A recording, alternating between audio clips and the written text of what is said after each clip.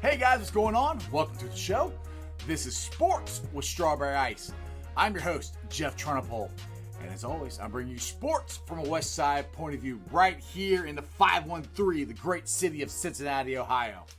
YouTube subscribers, you guys are awesome. Let's keep up the great work. I'm up to 449 subscribers. So close to 500. Let's keep that rolling, get my name out there, and let's get some more subscribers. All right. Here's some topics I'll be discussing on today's show. Major League Baseball salaries. I think it has a lot to do with what is taking so long for baseball to make a decision of when they're going to start. 3 reasons from Jeff Hopson as to why the Bengals passed on Josh Jones. And UC football. Can't wait till it starts. All right. I don't know about you guys, but I am sick and tired of Major League Baseball, NBA, NHL, just not making a decision. Give me a starting date, of when the season's going to start, when we're going to start going to spring training, when we're going to start doing this. Things are opening up. You can okay, this is our plan. And you can try to go forward with the plan.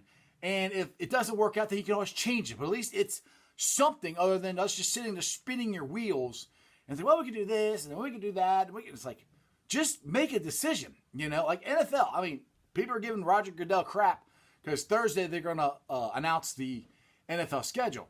I love it. Like, go. Announce it. Let's keep pushing forward because training camps and stuff start in late July, beginning of August. Hopefully they'll go off with no hitch, but at least they're, trying to start on time. And if they can't, then they can't. To me, that's what these other sports need to do, is at least try to get as much games in as you can, because right now you're not, and you can't, and nobody's making a decision of what to do. I mean, it's just like, I'm sorry, Indiana's governor, I think, did a plan that most states who aren't that bad should do. You open up this then, you open up that then, and that's what Major Baseball and hockey and NBA, okay, we're going to do this then, we're going to do this then. I mean, and if it doesn't work, if the pandemic spikes or whatever, then don't do it, then change it. But at least it's something. At least it's, okay, we're going to do this. We're going to start, and, we'll at least get the ball moving. But I'm just a guy with a YouTube show who is dying for his sports to come back. So one of the reasons I think MLB, Major League Baseball, is having such a hard time figuring it out is money. Shocking, right? Major League Baseball players' salaries. I mean, they haven't played baseball in a month. So the owners are like, well, we don't want to pay you your full salary because you're not playing the whole time. Which is, these are some of the breakdown to how much money they can make. This is an article from, it's called AP News. I posted on Sports Strawberry Ice. It says, Mike Trout and Garrett Cole aren't the only major leaguers with big financial incentives to get back in the field. While they're heading a starry quiet that would take them more than $200,000. They would make more than $200,000 per game if it started like now. 65 players would earn at least $100,000 per game. I mean, so those are some astronomical numbers. And the Major League Baseball players, owners are like, well, we don't want to pay you that because you haven't played. But then the Players Association are going, we have guaranteed contracts. You agreed to it. You have to pay us. No matter if we're hurt. I mean, it's the same thing if they were hurt. They were hurt for a month. They still get paid. So it's kind of the same thing. So if this is holding it up from the owners, I'm sorry. There's nothing you can do about it. Let's get the games going. Let's try to figure this out. Yeah, it's a lot of money.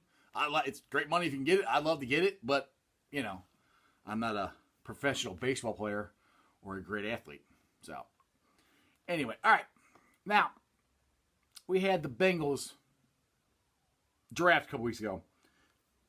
And they were coming around to the third round. And I'm sitting there going, oh my goodness, Josh Jones is sitting right there. All we got to do is pick him. Like, that's great. I'm like, we're going to get our right tackle. We have Jonah Williams on the left. I'm like, dude, our offensive line is going to be set.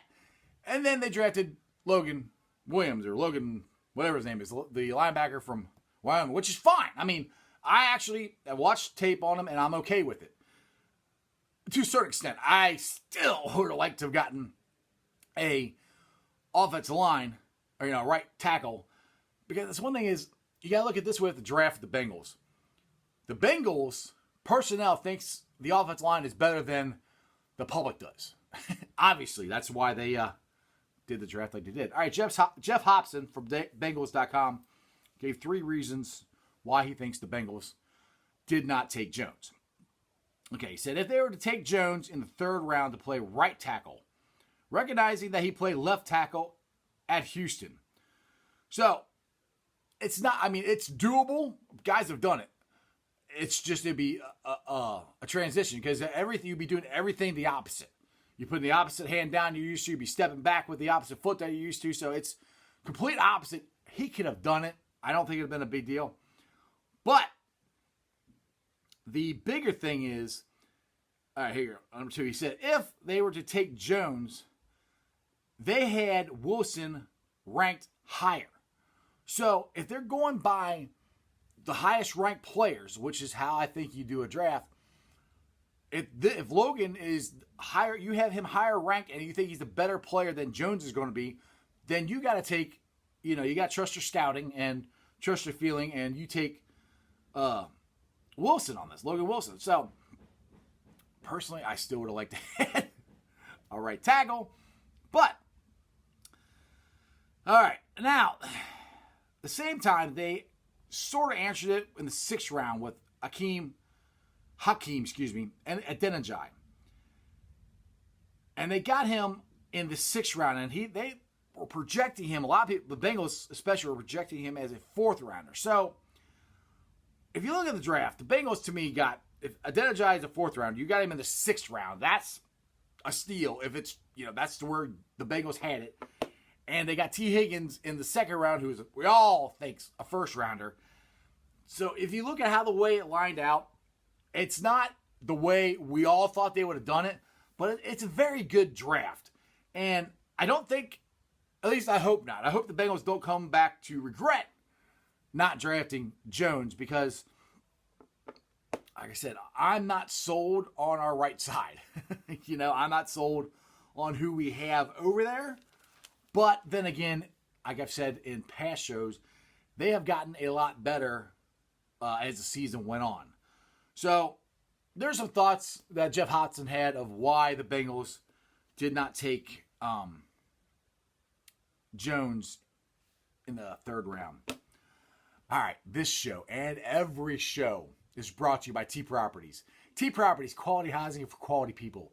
Check out their website at www.tpropertiesllc.com for all your rental property management needs and your rental needs.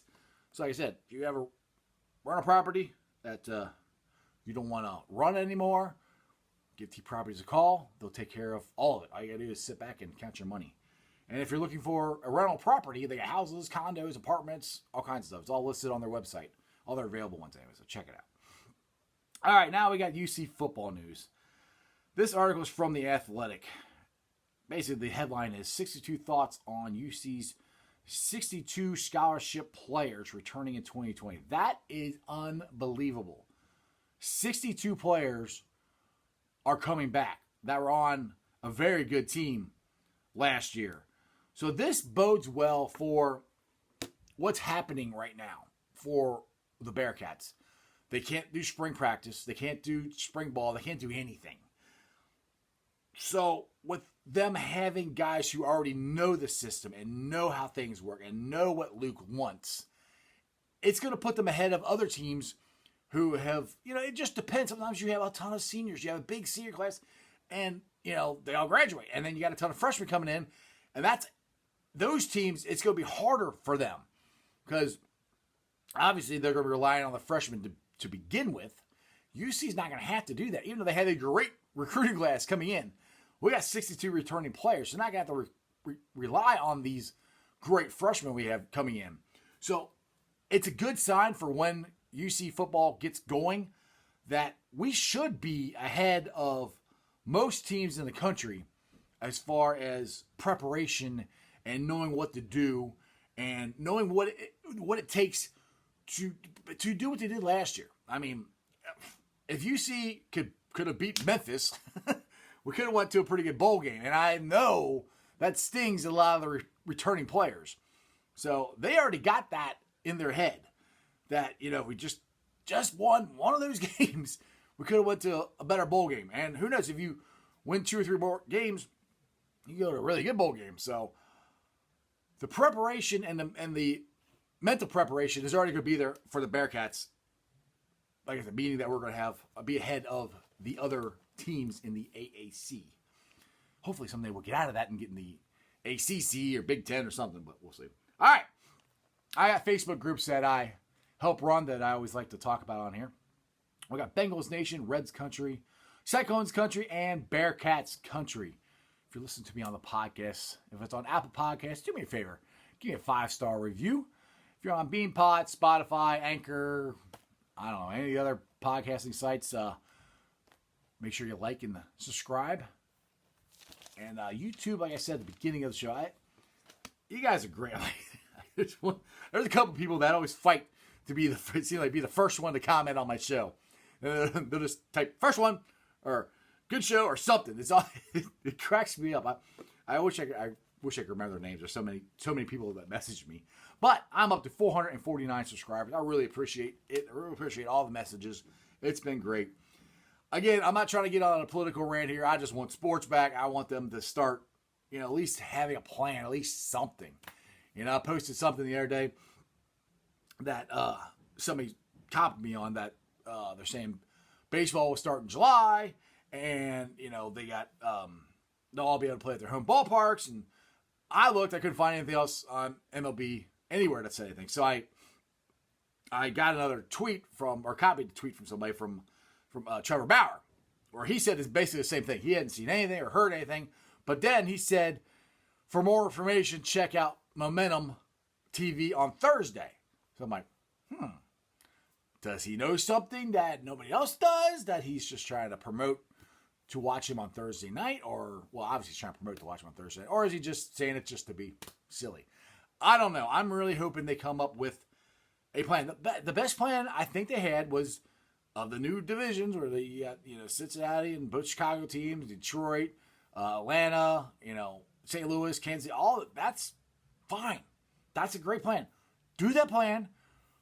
Everybody go to Arizona, Florida, whatever. Arizona and Florida, they're open. Go there, go to spring training, get ready to start the season and sometime in June. Please.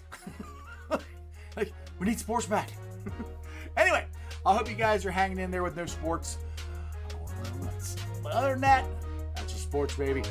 Tell all your friends about me.